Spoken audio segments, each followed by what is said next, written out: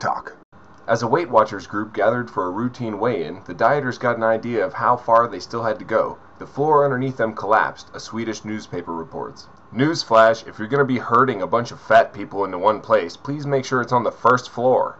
We suddenly heard a huge thud. We almost thought it was an earthquake and everything flew up in the air, one of about 20 group members said.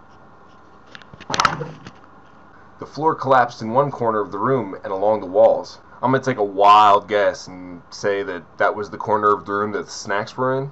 After the initial collapse on Wednesday evening, the floor started to cave in other parts of the room, and the stench of sewage crept into the clinic. The group is looking for an alternate location for future meetings.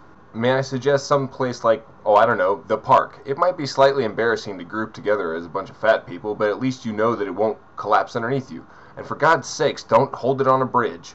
No one was injured, and the cause of the collapse is still under investigation. I mean, what really is there to investigate? What are you going to pull together all the people's weight and check and see if that might have been what caused it? Having a bunch of fat people in a room that's not on the first floor is probably not a good idea. You might want to rethink that next time. Afterward, the participants moved the scales to a hallway to have a real weigh-in. That time, the floor held. It doesn't seem like a very smart thing to do if you're in a room full of fat people and the floor starts to cave in underneath the weight to move them all into an even tighter hallway.